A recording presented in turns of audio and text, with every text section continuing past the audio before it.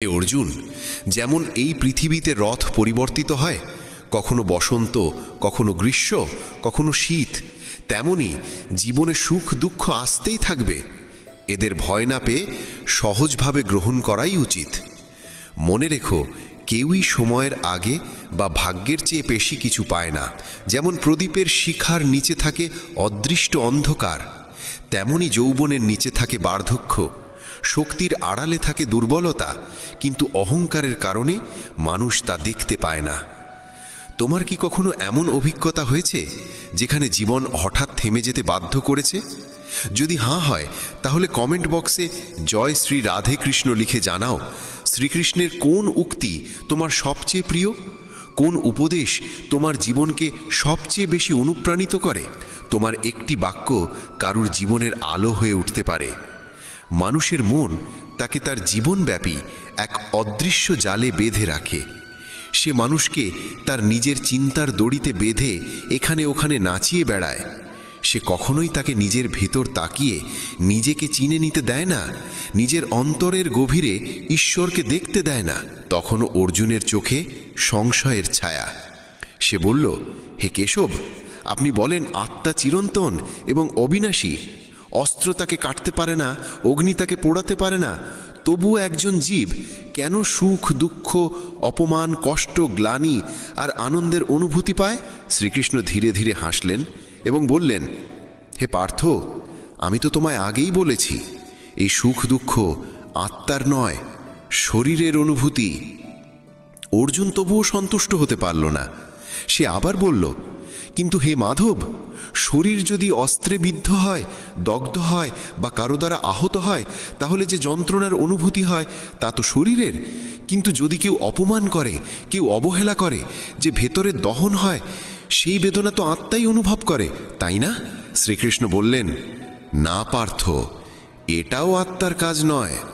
যশ অপযশ, সম্মান অপমান, লাভ ক্ষতি, বিজয়ের আনন্দ আর পরাজয়ের যন্ত্রণা, এই সমস্তই মনের ক্রীড়া। মনই এই সমস্তের উৎস। হে অর্জুন, মনে রেখো, মানুষের শরীরে একটি অদৃশ্য অঙ্গ রয়েছে, মন। এটি চোখে দেখা যায় না, কিন্তু এটাই সবচেয়ে শক্তিশালী এবং এর আত্মার সাথে কোনো সম্পর্ক নেই। মনই মানুষের সবচেয়ে বড় বন্ধু হতে পারে, আবার তার সবচেয়ে বড় শত্রুও হতে পারে। হে অর্জুন, এই শরীর তোমার রথের মতো, আত্মা তার মালিক আর মন তার সারথি। কিন্তু যদি সারথি নিয়ন্ত্রণে না থাকে, তাহলে ইন্দ্রিয় নামক ঘোড়াগুলো তাকে যেদিকে খুশি টেনে নিয়ে যায়। যবনের উন্মত্ততায় এই চঞ্চল মন মানুষকে এই মিথ্যা মোহে ফেলে দেয় যে সে অপরাজেয়। মনে হয় সে সমস্ত বাধা পেরিয়ে যাবে, সকলকে নিজের পায়ে শুইয়ে দেবে, পুরো বিশ্ব যেন তার মুঠোয়। কিন্তু যখন শরীর নামক প্রদীপে যবনের শক্তির ঘি ফুরিয়ে যায়, যখন বল কমে আসে, চোখে অন্ধকার ঘনিয়ে আসে, তখন এই মনই আর্তনাদ করে ওঠে, আমি অসুস্থ, আমি কষ্টে আছি, আমি মরছি, আমাকে বাঁচাও। এই কান্নার নাটকও এই মনেরই কৌশল। এই মনই মানুষকে অহংকারে ভরিয়ে তোলে, তাকে বিভ্রান্ত করে রাখে। এই মনের হাতেই আছে মায়া আর মোহের এমন জাল, যা ধীরে ধীরে একজন মানুষের জীবনকে নষ্ট করে দেয়। সে ধীরে ধীরে আকাঙ্ক্ষায় জড়িয়ে পড়ে। সে শরীরের প্রতি, তার সুখ দুঃখের প্রতি আসক্ত হয়ে পড়ে। সে সুখ পেলে আনন্দে গায়, আর দুঃখ পেলে বিষাদের সুর তোলে।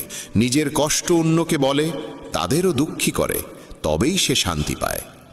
হে অর্জুন, যে এই মনকে নিয়ন্ত্রণ করতে পারে, সে নিজের অন্তর্দৃষ্টি খুলে ফেলতে পারে, আর সেখানেই সে স্পষ্ট দেখতে পায় ঈশ্বরের আলো। মানুষের তৈরি পথ ধরে সময় চলে না, বরং মানুষকেই সময়ের দেখানো পথে চলতে হয়। এটাই ভাগ্যের চিরন্তন সত্য। হে অর্জুন, জীবন কঠিন তখনই লাগে যখন আমরা পরিস্থিতি বদলাতে চাই নিজেকে বদলানোর বদলে। সময় প্রতিকূল হলে শান্তি হয় সবচেয়ে বড় অস্ত্র। যখন মন ভক্তিতে নিমগ্ন হয়, তখন বুঝে নিতে হবে এটা তুমি ঈশ্বরকে বেছে নিয়েছো না, ঈশ্বরই তোমাকে বেছে নিয়েছেন। মানুষ কি বলছে তাতে কান দিও না। সূর্যের রশ্মি যতই তীব্র হোক না কেন, সমুদ্র কখনো শুকিয়ে যায় না। হে পার্থ, কর্মই শ্রেষ্ঠ ধর্ম। ভগবান শ্রীকৃষ্ণ অর্জুনকে বলেছিলেন, এই পৃথিবীতে মানুষ এসেছে কাজ করতে, এক মুহূর্তেও কর্ম ছাড়া থাকতে পারে না। যে জ্ঞানী ব্যক্তি নিজের কর্তব্য পালন করেন ফলের চিন্তা না করে, তিনিই প্রকৃত জ্ঞানী। হে অর্জুন, রাগ এমন একটি দ্বার যা মানুষকে সরাসরি নরকে নিয়ে যায়। রাগে একজন ব্যক্তি নিজের সবচেয়ে বড় শত্রু হয়ে ওঠে। ভগবান শ্রীকৃষ্ণ বলেন, হে পার্থ, রাগ থেকে দূরে থাকো। পরিস্থিতি যেমনই হোক না কেন, নিজেকে স্থির ও শান্ত রাখা হবে তোমার সবচেয়ে বড় বিজয়। এই দুনিয়া পরিবর্তনশীল। আজ যা তোমার তা কাল অন্যের ছিল, পরশু আবার অন্যের হবে। তুমি এসেছো শূন্য হাতে, ফিরেও যাবে শূন্য হাতে। হে পার্থ, মানুষের মন বাতাসের মতো চঞ্চল। এই মন মানুষকে আকাঙ্ক্ষা, ইচ্ছা ও কামনার দিকে টেনে নিয়ে যায়। কিন্তু যদি এই মনকে জয় করা যায়, তবে সাফল্য নিজেই এসে ধরা দেবে। যে ব্যক্তি নিজের মনকে নিয়ন্ত্রণে আনতে পারে, তার চিন্তার শক্তি এত প্রবল হয়ে ওঠে যে সে যা চায় তা অর্জন করতেই পারে। হে অর্জুন, যে ব্যক্তি নিজের মন জয় করতে পারে, সে জীবনের প্রতিটি সংগ্রামে জয়ী হয়। সে শুধু মনের অহেতুক কামনা, দুশ্চিন্তা থেকে মুক্তিই পায় না, নিজের লক্ষ্য সহজেই অর্জন করতে পারে। কিন্তু যদি তুমি মন নিয়ন্ত্রণে না রাখতে পারো, তাহলে এই মনই তোমার সবচেয়ে বড় শত্রু হয়ে উঠবে। সত্যি এক ভয়ঙ্কর শত্রু। যে ব্যক্তি সব সময় সন্দেহে ভোগে, সে কখনো শান্তি পায় না। কারণ অত্যাধিক সন্দেহে মনের শান্তি নষ্ট হয় এবং ধীরে ধীরে সে নিজেই নিজের সম্পর্কগুলো ধ্বংস করতে শুরু করে। হে পার্থ, মানুষের জীবন তার কর্মের ওপর নির্ভর করে। সে তার কর্মফলই পায়। যে সৎকর্ম করে সে সৎ ফল পায়, এবং যে দুষ্কর্ম করে তাকে দুঃখজনক ফল ভোগ করতেই হয়। তাই সর্বদা সৎকর্ম করো, কারণ এটাই তোমার শ্রেষ্ঠ ধর্ম। হে পার্থ, জানো কি মানুষের দুঃখের পেছনে কি কারণ আছে? প্রথম কারণ হলো, যখন কিছু নিজের ইচ্ছে মতো ঘটে, তখন মানুষ বলে এটা ভগবানের কৃপা। কিন্তু যখন বিপরীত কিছু ঘটে, তখন তারা দুঃখ পায়। এটি ভগবানের কৃপার এক অসম্পূর্ণ দৃষ্টিভঙ্গি। দ্বিতীয় কারণ হলো স্বার্থপরতা। আমরা অন্যের কি হচ্ছে তা দেখি না, শুধু নিজের লাভটাই দেখতে চাই। এই অহংকার ও স্বার্থপরতা মানুষের দুঃখের দ্বিতীয় বড় কারণ। তৃতীয় কারণ হলো, যা কিছু আমরা পেয়েছি তা হারানোর ভয় আমাদের প্রতিক্ষণে গ্রাস করে। যা আছে তা হারানোর আশঙ্কা, এবং যা পাইনি তা পাওয়ার চিন্তা। এই দুশ্চিন্তার চক্র কখনো থামে না। চতুর্থ কারণ হলো, আমরা যা করা উচিত তা না করে যা করা উচিত নয় তাই করি। এই অবিবেচনা ও অবহেলার অভ্যাস মানুষের দুঃখের চতুর্থ কারণ। পঞ্চম কারণ হলো, যখন কোথাও কিছু ভালো ঘটে, তখন আমরা পুরো কৃতিত্বটা নিজের কাঁধে নিতে চাই। এই অহংকারই মানুষের সর্বাধিক কষ্টের কারণ। হে পার্থ, যদি তুমি সুখী হতে চাও, তবে অন্যের জীবনে উকি দেওয়া বন্ধ করো।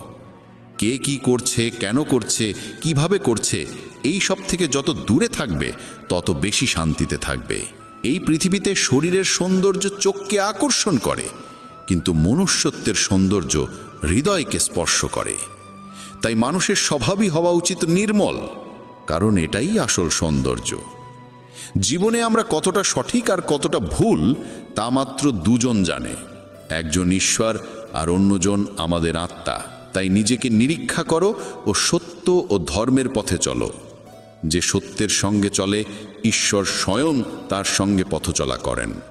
হে অর্জুন, যার ভিতরে জ্ঞানের আলো নেই এবং যার হৃদয়ে ভগবানের ওপর বিশ্বাস নেই, সে কখনো প্রকৃত সুখ ও সাফল্য অর্জন করতে পারে না। আসক্তিই মানুষের পতনের কারণ। যত বেশি আসক্তি, তত বেশি কষ্ট।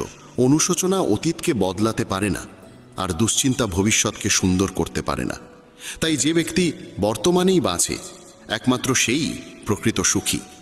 হে পার্থ, যারা তোমার পাশে আছে তাদের পাশে থেকো, আর যারা বিশ্বাসঘাতকতা করে তাদের ছেড়ে দাও। যেখানে সম্মান পাওয়া যায় না, সেখানে যাওয়া উচিত নয়, নইলে মানুষ তোমাকে দুর্বল ও বোকা ভাবে। যেখানে বৃষ্টি হয় না, সেখানে ফসল মরে যায়, আর যেখানে মূল্যবোধ থাকে না সেখানে সন্তানরা পথভ্রষ্ট হয়। এই জগতে সবকিছু এত সহজ। আর আমি আপনার সাথে একটা প্রতিজ্ঞা করব, যা আমি কখনো ভাঙব না। দয়াল আগ্রহের সাথে জিজ্ঞাসা করল, বলো কি বলছো, আমি তোমার কথা শোনার জন্য তৈরি। হরিণটি বলতে লাগল, আপনি যে অত্যন্ত গরিব তা জানতে কারো খুব বেশি সময় লাগবে না। বেঁচে থাকার জন্য এই ময়লার স্তূপ থেকে রোজ রোজ বাজরার দানা বেছে নেওয়া আপনার জন্য হয়তো ঠিক আছে, কারণ আপনার এতে অভ্যাস হয়ে গেছে, কারণ এটা ছাড়া আপনার চলেও না। কিন্তু এটা আমার পক্ষে সম্ভব নয়। যদি আমি আপনার সাথে আর কিছুদিন থাকি তাহলে আপনার কাছে কোনো হরিণই থাকবে না, কারণ আমি তো খিদেই মরে যাব। কিজিপা মরে যাবে মালিক। আমি একটা বন্য প্রাণী, আর আমাকে নিজের খাবার নিজেকেই খুঁজে নিতে হয়। তাই নিজের খাবার খাওয়ার জন্য আমি রোজ বাইরে যেতে চাই, আর আমি প্রতিজ্ঞা করছি যে আমি রোজ সন্ধ্যায় আপনার কাছে ফিরে আসব। আপনাকে আমার ব্যাপারে চিন্তা করার কোনো দরকার নেই। দয়াল অনিচ্ছা সত্ত্বেও তাকে বাইরে যাওয়ার অনুমতি দিল। তার ভয় ছিল যে তার প্রিয় কিজিপা আর ফিরে আসবে না। তার চোখে এক অদ্ভুত বিষণ্ণতা ছিল। এর মধ্যেই সকাল হয়ে গেল, তো কিজিপা বাইরে ছুটে গেল। দয়াল তার পেছন পেছন গেল, তাকে থামানোর চেষ্টা করল, কিন্তু হরিণ তো খুব জোরে ছোটে। তাই কয়েক মুহূর্তের মধ্যেই সে দয়ালের চোখের আড়াল হয়ে গেল, আর দয়াল সেখানেই দাঁড়িয়ে তাকে দেখতে লাগল। তার চোখ দিয়ে জল পড়তে লাগল, আর সে তার হাত তুলে চিৎকার করে বলল, হে ভগবান, আমার হরিণটা তো চলে গেল, আমি ওকে যেতে দিলাম কেন? তার প্রতিবেশীরা যখন তার এই কান্না চিৎকার শুনল তখন তারা বাইরে বেরিয়ে এলো।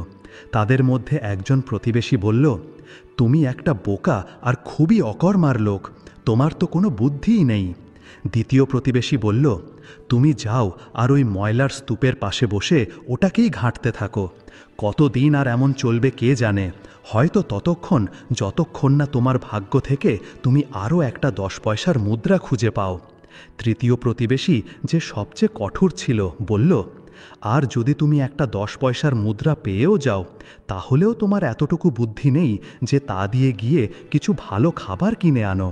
তুমি তো তা দিয়ে একটা হরিণ কিনে আনবে, আর তারপর সেটাকেও পালিয়ে যেতে দেবে। এখন তুমি কাঁদছো, চিৎকার করছো কেন? এই সব বিপদ তো তোমার নিজেরই ডেকে আনা, তোমার কাউকে দোষ দেওয়া উচিত নয়। দয়ালের এই সহানুভূতি ভালো লাগলো। তার মনে হলো যে তারা ঠিকই বলছে। সে সঙ্গে সঙ্গেই তার ময়লার স্তূপের কাছে চলে গেল। সেখান থেকে কিছু বাজরার দানা বেছে নিয়ে বাড়ি ফিরে এলো। আজ তার বাড়িটা খুব একা একা লাগছিল, কারণ আজ অনেক দিন পর কিজিপা বাড়িতে ছিল না। তার কিজিপার অভাব খুব মেহসুস হচ্ছিল। সে সারা দিন উদাস হয়ে রইল আর কিজিপার ফিরে আসার অপেক্ষা করতে লাগল। সন্ধ্যায় যখন সূর্য ডুবতে বসেছিল, কিজিপা দৌড়ে বাড়ি ফিরে এলো। দয়াল তাকে দেখে খুব খুশি হলো। তার চোখে আবার খুশির চমক ফিরে এলো। ওহ, আমার বন্ধু, তুমি ফিরে এসেছো। আমি ভেবেছিলাম তুমি আমাকে ছেড়ে চলে গেছো। কিজিপা বলল, আমি আপনাকে প্রতিজ্ঞা করেছিলাম না যে আমি রোজ সকালে নিজের খাবারের খোঁজে যাব আর সন্ধ্যায় বাড়ি ফিরে আসব? তাই আমি চলে এসেছি। আমার তখনই মনে হয়েছিল যখন আপনি আমাকে কিনেছিলেন যে আপনার কাছে সেই সময় যত টাকা ছিল সেই সব টাকা আপনি আমার উপর খরচ করে দিয়েছিলেন, তা 10 পয়সাই হোক না কেন। তাহলে আমি আপনাকে দুঃখ দেব কেন? আমি তো এমন করতেই পারি না। আমি যদি যাইও তাহলে আমি খাবার খেয়ে সব সময় সন্ধ্যায় বাড়ি ফিরে আসব। আপনি নিশ্চিন্ত থাকুন মালিক। যখন প্রতিবেশীরা দেখল যে হরিণটা রোজ সকালে চলে যায় আর রোজ সন্ধ্যায় বাড়ি ফিরে আসে, তখন তারা খুব অবাক হলো। তাদের চোখ ছানা বড়া হয়ে গেল। তারা দয়ালের ওপর সন্দেহ করতে শুরু করল যে সে কোনো জাদুকর, অথবা সে হরিণটার ওপর কোনো জাদু করেছে। এমন হতে হতে 5 দিন কেটে গেল। রোজ সকালে হরিণ বাইরে চলে যেত আর সন্ধ্যায় বাড়ি ফিরে আসত। সন্ধ্যায় এসে সে তার মালিককে সেই সব জায়গার খবর শোনাতো যেখানে যেখানে সে দিনে গিয়েছিল। তারপর নিজের খাবার সম্পর্কে বলতো যে সে আজ কি খেয়েছে আর কোথা থেকে খেয়েছে। দয়ালের তার কথা শুনতে খুব আনন্দ হতো। ষষ্ঠ দিনে যখন হরিণটি এক ঘন জঙ্গলে কাঁটা ঝোপের মধ্যে তার খাবার খাচ্ছিল, তখন সে তার পাশে থাকা একটা বড় গাছের গোড়ার কাছে আঁচড়াতে শুরু করলো। এটা তার অভ্যাস ছিল যে সে গাছের শিকড় আর পাথরের কাছে মাটি আঁচড়াত। ঘটনাক্রমে সেখানে সে একটা বড় উজ্জ্বল হিরে খুঁজে পেল। সেই হিরেটা এত বড় আর চমৎকার ছিল যে তার আলোয় জঙ্গলের সেই অংশটাও ঝলমল করে উঠল। সঙ্গে সঙ্গেই তার মুখ থেকে বেরিয়ে এলো, আরে এটা তো বিশাল ধন সম্পদ, আর যদি আমি ভুল না করি তাহলে এটা একটা হিরে, আর এটা দিয়ে একটা গোটা রাজ্য কেনা যেতে পারে। সে ভাবল, যদি আমি এটা নিয়ে গিয়ে আমার গরিব মালিককে দিই তাহলে লোকেরা তাকে মেরে ফেলবে, কারণ তারা জিজ্ঞাসা করবে একজন এত গরিব লোকের কাছে এত দামি হিরে কোথা থেকে এলো। আর যদি সে উত্তর দেয় যে সে এটা কুড়িয়ে পেয়েছে, তাহলেও তার কথা কেউ বিশ্বাস করবে না। লোকেরা বলবে এত দামি হিরে এভাবে পড়ে থাকে না। আর যদি সে বলে যে তাকে কেউ দিয়েছে, তাহলেও কেউ তার কথা বিশ্বাস করবে না, কারণ সে এতটাই গরিব যে তাকে কেই বা এত দামি হিরে দেবে। আমি আমার মালিককে কোনো রকম সমস্যায় ফেলতে চাই না, এটা তো তার প্রাণের জন্য বিপদ হয়ে দাঁড়াবে। কিজিবা কিছুক্ষণ ভাবল আর তারপর বলল, আমি জানি আমাকে কি করতে হবে। আমি এমন কোনো বড় মাপের লোককে খুঁজি যে এটাকে ঠিকমতো ব্যবহার করতে পারবে, আর আমার মালিকেরও এতে কিছু লাভ হবে। তারপর কিজিপা সেই হিরেটা একটা সবুজ পাতায় মুড়ল, নিজের মুখে চেপে ধরে জঙ্গলে দৌড়ে গেল। সে দৌড়তে লাগলো, তার চোখে একটা নতুন লক্ষ্য ছিল। সে সারা দিন দৌড়ল, কিন্তু সেদিন তার চোখে কোনো শহর পড়ল না। চারপাশে শুধু ঘন জঙ্গল আর জঙ্গল। তাই সেদিন সে জঙ্গলেই একটা গাছের নিচে ঘুমিয়ে পড়ল। সকালে উঠে সে আবার নিজের পথে চলতে শুরু করল। তার খিদে আর ক্লান্তি এখন আরও বেড়ে গিয়েছিল, কিন্তু তার সংকল্প দৃঢ় ছিল। কিন্তু দ্বিতীয় দিনটাও প্রথম দিনের মতোই কেটে গেল। সে কোনো শহর খুঁজে পেল না। তৃতীয় দিনে সে আবার সকাল থেকে নিজের যাত্রাপথে চলল। সন্ধ্যায় গিয়ে সে কোথাও ছড়ানো ছিটানো বাড়ি দেখতে পেল। এই বাড়িগুলো প্রথমে ছোট ছিল, তারপর ধীরে ধীরে বড় হতে লাগলো আর ঘন হতে লাগলো। এতে তার মনে হলো যে সে কোনো শহরে পৌঁছে গেছে। সে তার পুরো শক্তি দিয়ে দৌড়ে শহরে ঢুকে পড়ল। চলতে চলতে সে শহরের একটা বড় রাস্তায় পৌঁছে গেল, যা সোজা রাজার প্রাসাদে গিয়ে মিশেছে। ব্যাস, সেখান থেকে সে খুব দ্রুত দৌড় দিল। রাস্তায় যাতায়াতকারী লোকেরা সবুজ পাতায় মোড়া কিছু একটা মুখে চেপে ধরে দ্রুত দৌড়ে যাওয়া একটা হরিণকে খুব আশ্চর্যের সাথে দেখছিল। তারা এমন দৃশ্য আগে কখনো দেখেনি। যখন কিজিপা রাজার প্রাসাদে পৌঁছল, তখন রাজা তার প্রাসাদের দরজার কাছেই বসেছিলেন। তিনি তার দরবারি আর মন্ত্রীদের সাথে কিছু গুরুত্বপূর্ণ বিষয়ে আলোচনা করছিলেন। কিজিপা প্রাসাদের দরজা থেকে কিছুটা দূরেই থেমে গেল। সে সেই হিরেটা নিচে ফেলে দিল আর নিজেও হাঁপাতে হাঁপাতে তার পাশেই শুয়ে পড়ল। তারপর সে চিৎকার করে বলল, কেউ আছেন, কেউ আছেন? সেই দেশে এমন আওয়াজ বাইরে দাঁড়িয়ে কেউ তখনই দিত যখন তার ঘরে ঢোকার প্রয়োজন হতো, আর সে বাইরে ততক্ষণ অপেক্ষা করত যতক্ষণ না ঘর থেকে তার আওয়াজের কোনো উত্তর দেওয়া হতো। হরিণটিকে এই আওয়াজ বেশ কয়েকবার দিতে হলো, কেউ আছেন, কেউ আছেন, প্রাসাদে কি কেউ শুনছে না? তখন গিয়ে রাজা তার চাকরদের বললেন, দেখো তো বাইরে কে ডাকছে, কে এত গোলমাল করছে। একজন চাকর বাইরে গিয়ে দেখে এসে জানালো যে মহারাজ একটা হরিণ ডাকছে, ও দরজার বাইরে শুয়ে আছে। রাজা খুব অবাক হলেন। হরিণ? একটা হরিণ ডাকছে? ঠিক আছে, ওই হরিণটাকে ভেতরে ডেকে আনো, দেখি ও কি চায়। রাজার 3 জন চাকর হরিণটিকে ডাকার জন্য দৌড়ে গেল আর হরিণটিকে বলল, চলো, মহারাজ তোমাকে ভেতরে ডেকেছেন, ভেতরে এসো। হরিণটি তার মুখে হিরে চেপে ভেতরে এলো। সে হিরেটাকে রাজার পায়ের কাছে সম্মানের সাথে রেখে দিয়ে বলল, মহারাজের জয় হোক।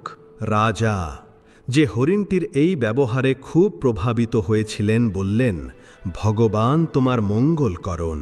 হে প্রিয় হরিণ, তুমি এত দূর থেকে এসেছ, তুমি কি চাও?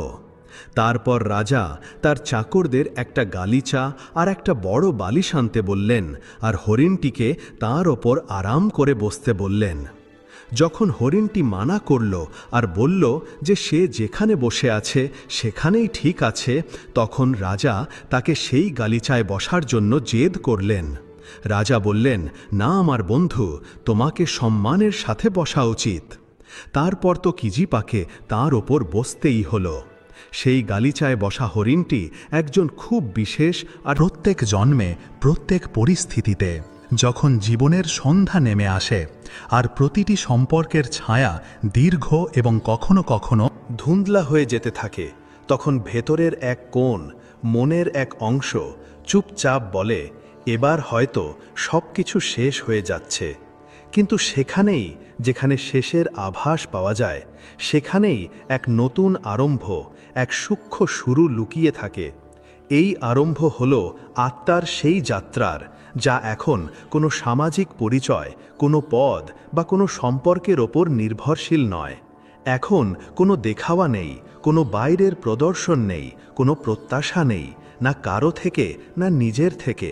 কেবল এক নীরবতা, এক গভীর, শান্ত, স্থির নীরবতা, যেখানে সত্যিকারের পরমাত্মা, তোমার নিজের কৃষ্ণ প্রকট হন। তিনি, যিনি না কোনো ভব্য মন্দিরে থাকেন, না কোনো সুন্দর মূর্তিতে সীমাবদ্ধ, বরং সেই হৃদয়ের সবচেয়ে ভেজা, সবচেয়ে কোমল গভীরতায় বাস করেন, যেখানে এক সময় বাচ্চাদের কলরব শোনা যেত, যেখানে প্রিয়জনদের স্নেহময় স্পর্শের স্মৃতি এখনও জীবন্ত, যেখানে জীবনের প্রতিটি অভিজ্ঞতার সঞ্চিত আছে। যখন চোখ বাইরের জিনিস দেখা কমিয়ে দেয়, তখন হৃদয় ভেতরের জিনিস দেখতে শুরু করে। যখন কান বাইরের কোলাহল শোনা ছেড়ে দেয় বা কম শোনে, তখন আত্মা তার সেই আওয়াজ শুনতে শুরু করে, যা কখনো চুপ ছিল না, শুধু তুমি নিজের বাইরের ব্যস্ততার মধ্যে তা শুনতে পাচ্ছিলে না। এখন যখন সব কিছু শান্ত, যখন কোলাহল থেমে গেছে, তখন সেই একই আওয়াজ তোমাকে ডাকছে, তুই একা নোস, এখন তোর সাথে দেখা করার, তোর মধ্যে পুরোপুরি প্রকট হওয়ার সময় এসেছে। আর সেই মুহূর্তে যখন প্রতিটি শ্বাসও ভারী মনে হতে থাকে, যখন শরীর তার শেষ সীমায় থাকে, তখন তার প্রেম, তার করুণা তোমাকে এতটাই হালকা করে দেয় যে তুমি নিজেকে পালকের মতো অনুভব করো। সেই দিব্য অনুভূতির সামনে প্রতিটি শারীরিক যন্ত্রণা, প্রতিটি মানসিক সন্তাপ অত্যন্ত ছোট, নগণ্য মনে হতে থাকে। তখন এটা বোঝা যায় যে বার্ধক্য কোনো বোঝা নয়, কোনো অভিশাপ নয়, তা তো এক সোনালি দরজা সেই চিরন্তন সত্যের দিকে, সেই পরম ধামের দিকে, যেখানে কেবল প্রেম আছে, যেখানে কেবল শান্তি আছে, যেখানে কেবল তিনি আছেন, তোমার নিজের কৃষ্ণ। কখনো মনে হয় যে জীবনের পুরো গল্পটা, সমস্ত প্রচেষ্টা বৃথা হয়ে গেল। কেউ সত্যি করে বোঝেনি, কেউ ভেতরের না বলা ব্যথা শোনেনি। সবাই নিজের নিজের স্বার্থের জন্য, নিজের প্রয়োজনের জন্য কাছে এসে আবার দূরত্ব তৈরি করে নিয়েছে। আর এখন যখন শরীর শিথিল হয়ে পড়েছে, যখন গলা কাঁপতে শুরু করেছে, তখন প্রতিটি পুরনো স্মৃতি এক যন্ত্রণা হয়ে, এক খোঁচা হয়ে জেগে ওঠে। কিন্তু তারপর সেই একাকিত্বের গভীরতম স্থানে কোনো মিষ্টি, শান্ত অনুভূতি জেগে ওঠে, এক নীরব আলো, এক অভ্যন্তরীণ প্রকাশ, যা বলে, তুই বৃথা ছিলি না। তোর প্রতিটি মুহূর্ত, তোর প্রতিটি যন্ত্রণা, তোর প্রতিটি হাসি তোকে আমার সাথে যুক্ত করেছে, আমার আরও কাছে নিয়ে এসেছে। যখন জীবনের শেষে কেউ এটা জিজ্ঞেস করতে আসে না যে আজ কেমন আছো, কোনো কষ্ট হচ্ছে না তো, তখন তিনিই আসেন, সেই পরমাত্মা, যিনি প্রতিদিন তোমার নীরবতায়, তোমার নিস্তব্ধতায় অংশীদার ছিলেন। তিনি তোমাকে চোখের জল দেন না, বরং তা শান্তভাবে বইয়ে দেওয়ার, নিজের হৃদয়কে হালকা করে নেওয়ার জায়গা দেন, সুযোগ দেন। তিনি বলেন, সারা জীবন তুই অন্যদের জন্য বেঁচেছিস, তাদের প্রত্যাশা পূরণ করেছিস, এখন কিছু মুহূর্ত নিজের জন্য বাঁচ, আমার সাথে বাঁচ, আমার মধ্যে বাঁচ।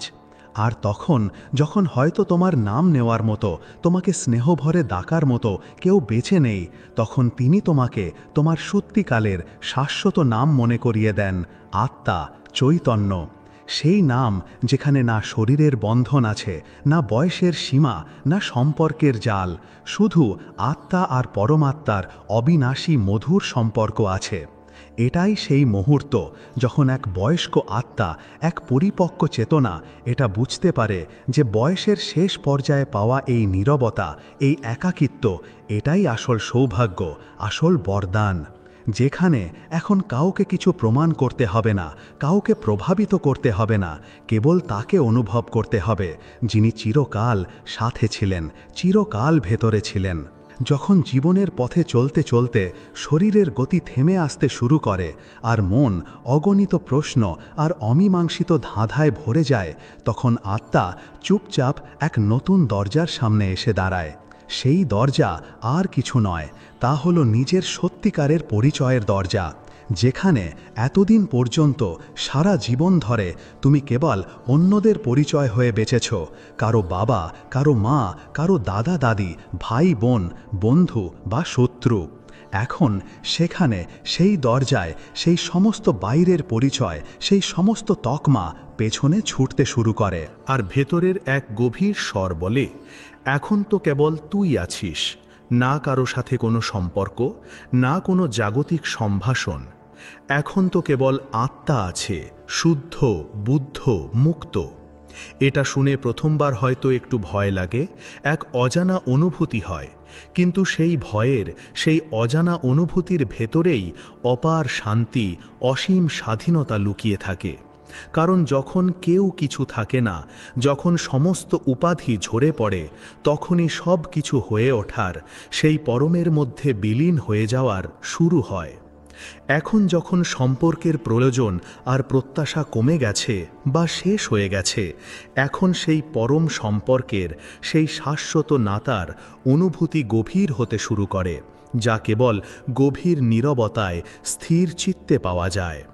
আর এই নীরবতা কোনো মন্দিরের ঘণ্টার শব্দে বা কোনো উৎসবের পূজার কোলাহলে নয়, বরং একাকিত্বের সেই গভীর খাদের মধ্যে রয়েছে, যেখানে তুমি অন্য কারো সাথে নয়, বরং নিজের সাথে দেখা করো, নিজের আত্মার সাথে সাক্ষাৎকার করো।